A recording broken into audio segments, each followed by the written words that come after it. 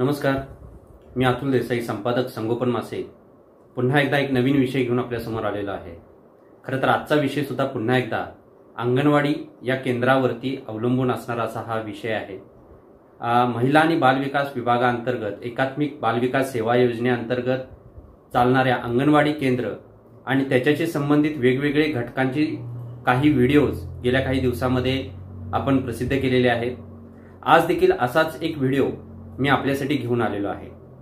खरं तर एकात्मिक बालविकास सेवा योजनेच्या आयुक्त माननीय रुबल अग्रवाल मॅडम यांचं आभार आणि अभिनंदन करण्यासाठी आणि आपल्याला एक नम्र विनंती करण्यासाठीचा हा व्हिडिओ आहे. हा व्हिडिओचा विषय एक नाविन्यपूर्ण आहे, वेगळा विषय आहे. खरं तर मला कल्पना आहे की 4 डिसेंबरपासून आपण अंगणवाडी सेविका आणि मदतनीस या संपावरती जात आहात. हा संप सुरू होणार आहे का त्याच्या आधीच आपल्या मागण्यांच्या वरती विचार होणार आहे याची कल्पना नाहीये. जर समजा हा संप सुरू झाला तर तो किती कालावधी चालेल हेही माहिती नाहीये. पण त्या दरम्यान 10 डिसेंबरला एक वेगळं औचित्य साधून एक परिपत्रक एकात्मिक बालविकास सेवा योजनेच्या आयुक्त अग्रवाल मॅडम यांनी जारी केलेला आहे. काय आहे हा मुद्दा आपल्याला समजून घ्यायचा आहे. पण मी तुम्हाला नक्की विनंती करणार आहे सगळ्या अंगणवाडी सेविकांना, मदतनीसना, की हे जे परिपत्रक आहे त्या परिपत्रकाचा जो विषय आहे तो अत्यंत गंभीर आहे, महत्वाचा आहे आणि तो प्रत्येक घराघरापर्यंत पोहोचवणं ही आपली जबाबदारी देखील असली पाहिजे. भलेही तुमचं काम म्हणून नसेल पण सामाजिक उत्तरदायित्व म्हणून सुद्धा ही जबाबदारी आपण सांभाळणं गरजेचं आहे. काय आहे विषय नक्की आपण समजून घेऊयात. पण तोपर्यंत जर अद्यापर्यंत आपण संगोपनच्या या युट्यूब चॅनलला सबस्क्राईब केले नसेल तर सबस्क्राईब करा, सगळे व्हिडिओज बघा, लाईक करा, शेअर करायला विसरू नका. हा व्हिडिओ शेवटपर्यंत बघा आणि आपल्या प्रतिक्रिया खाली कमेंट बॉक्समध्ये लिहायला विसरू नका. चला तर बघूया नेमका हा विषय काय आहे. बघा, आज आपण ज्या ज्या वेळेला बघतो आहोत त्या वेळेला कुठल्याही कुटुंबामध्ये जितकं लहान मुलं असेल त्या मुलाच्या हातामध्ये मोबाईल दिसतो. ते मूल एकतर त्या मोबाईलमध्ये काहीतरी व्हिडिओज बघत असतं, कार्टून बघत असतं, किंवा काही मुलांना जिथं उच्चभ्रू समाजातली मुलं आहेत तिथं व्हिडिओ गेम्स दिले जातात, लॅपटॉप दिले जातात, त्यांच्या पीसीवरती ते गेम खेळताना दिसतात. काही वेळेला थोडंसं पाठीमागं बघितलं तर टीव्हीवरच्या कार्टून्समध्ये मुलं अडकलेली दिसतात.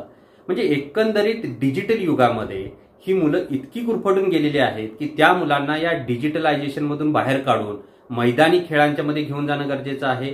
समाजातल्या इतर घटकांच्या सोबत त्यांचं समाजीकरण करण्याची गरज आहे आणि ही सगळी भूमिका जी आहे ही अंगणवाडीच्या माध्यमातून होणं हे खरं तर अपेक्षित आहे.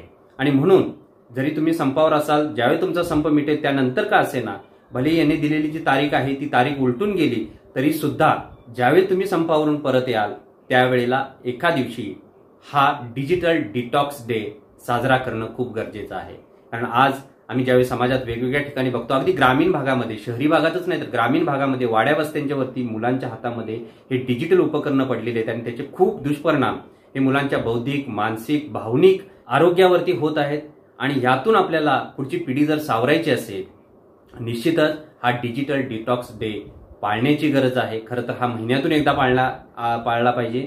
पण निदान आता आपल्याला ह्या शासकीय यंत्रणेच्या माध्यमातून हे परिपत्रक जारी करण्यात आलेलं आहे तर त्या निमित्तानं का असेना पण आपण हा वर्षातला एक दिवस हा डिजिटल डिटॉक्स डे पाळण्याची गरज आहे. बघा, मी पुन्हा एकदा सांगेन की हा व्हिडिओ आपण शेवटपर्यंत नक्की बघा.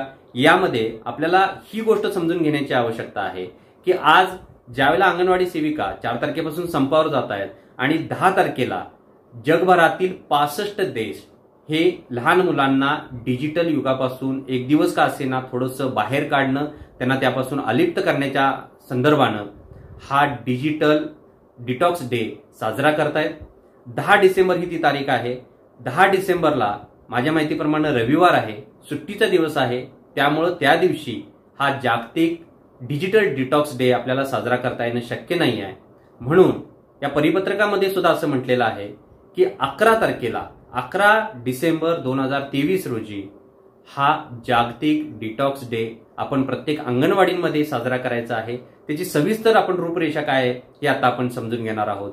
बघूयात आपण की नेमकं ह्याच्यामध्ये त्या परिपत्रकात काय काय सांगितलेलं आहे. हा व्हिडिओ शेवटपर्यंत नक्की बघा. आवडला तर लाईक करा, जास्तीत जास्त लोकांच्यापर्यंत शेअर करा फक्त अंगणवाडी सेविका किंवा मदतनीसच नव्हे तर आपल्या सभोवताली असणाऱ्या समाजातल्या प्रत्येक पालकांच्या पर्यंत हा व्हिडिओ गेला पाहिजे.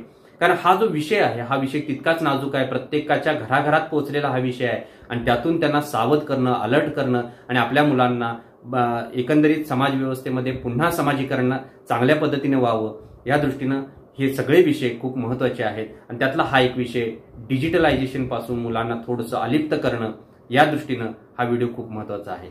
चला तर बघूया की नेमकं या परिपत्रकामध्ये काय सांगितलेलं आहे.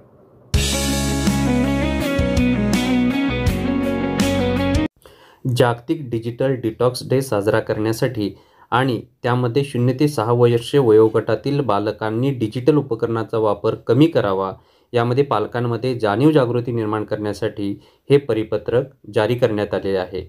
आणि या संदर्भात पालकांमध्ये जनजागृती करण्याची जबाबदारी ही अंगणवाडी सेविका, पर्यवेक्षिका, मुख्य सेविका यांच्याकडे सोपवण्यात आलेली दिसून येते. आता यामध्ये नेमकं या अंगणवाडी सेविका किंवा पर्यवेक्षकांनी पालकांना काय सांगणं अपेक्षित आहे ते बघूया. आता याच्यामध्ये 3 वेगवेगळे पार्ट करण्यात आलेले आहेत. यातील पहिला भाग जो आहे तो बालकांच्या पालकांसाठीचा संदेश आहे, ज्यामध्ये त्यांनी काय करणं अपेक्षित आहे ते त्यात नमूद करण्यात आलेलं आहे. बघा, याच्यामध्ये पहिला मुद्दा आहे की बालक जेवण करताना त्याला मोबाईल, टॅब किंवा डिजिटल कुठलीही स्क्रीन देऊ नका. दुसरा मुद्दा आहे की रात्री झोपताना बालकांना मोबाईल फोन देऊ नका. आणि तिसरा मुद्दा जो आहे त्यामध्ये अशा सूचना करण्यात आलेल्या आहेत की बालकांना मोबाईल फोन द्यायचा नाही तर मग करायचं काय, तर त्यांना मैदानावर घेऊन जावं की ज्यामुळं मुलं तिथं खेळायला लागतील आणि डिजिटल स्क्रीनपासून दूर होतील. हा संदेश यातून देण्यात आलेला आहे. हाच संदेश पालकांपर्यंत पोहोचवणं गरजेचं आणि महत्त्वाचं आहे.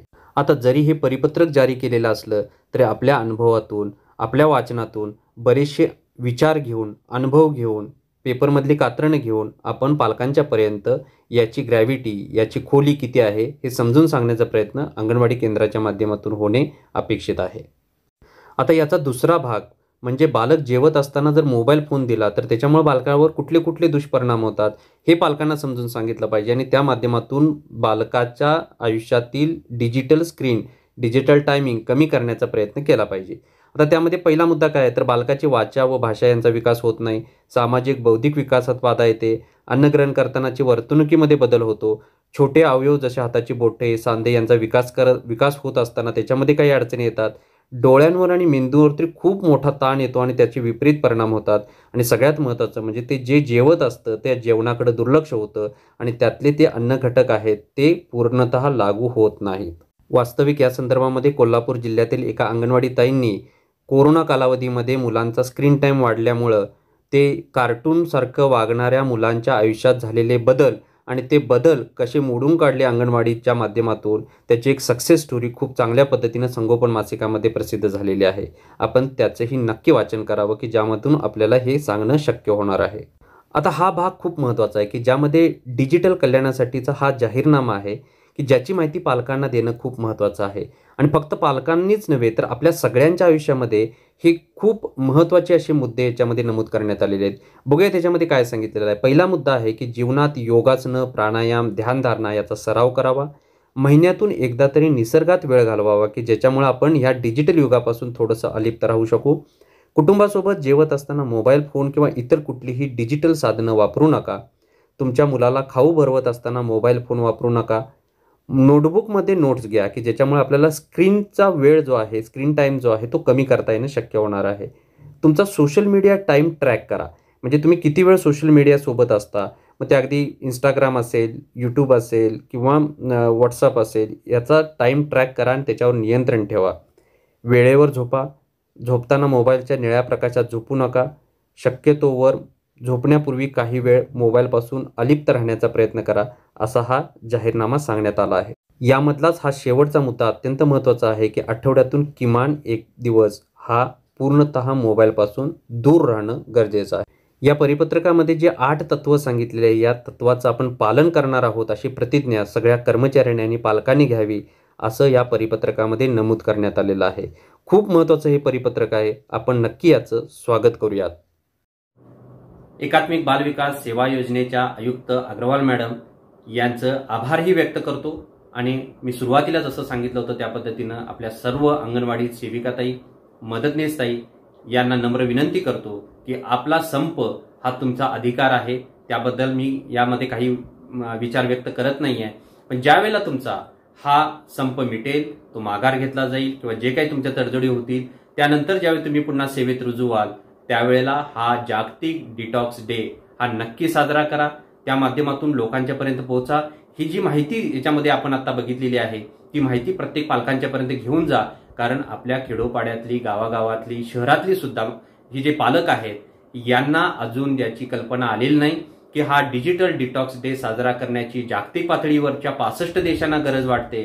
याचा अर्थ, त्याचं गांभीर्य किती आहे हे आपण देखील समजून घेणं गरजेचं आहे. आणि आपण समजून घेऊन ते पालकांच्यापर्यंत घेऊन जाणं, त्यांना अलर्ट करणं, त्यांना सांगणं की बालकांना, लहान लहान छोट्या छोट्या बाळांना या डिजिटल उपकरणांच्या पासून थोडं दूर ठेवा, हे समजून सांगण्याची ही वेळ आहे. आणि म्हणून मी आपल्याला विनंती केलेली आहे की आपण आपला संप संपल्यानंतर पुन्हा एकदा हा जागतिक डिटॉक्स डे साजरा करा. कसा वाटला आजचा व्हिडिओ आम्हाला नक्की खाली कमेंट बॉक्समध्ये लिहून कळवा. आणि आपल्याला आवडला असल्यास लाईक करा, जास्तीत जास्त लोकांच्यापर्यंत शेअर करा, पालकांच्यापर्यंत शेअर करा. आणि समाजामध्ये पुन्हा एकदा आपल्याला एक सजग असा नागरिक घडवण्यासाठी आणि एक चांगली पिढी घडवण्यासाठी आपण ह्या व्हिडिओच्या माध्यमातून देखील एक हातभार लावण्याचा प्रयत्न करूयात. चला तर पुन्हा भेटूयात नवीन विषयासह नवीन व्हिडिओमध्ये. तोपर्यंत धन्यवाद.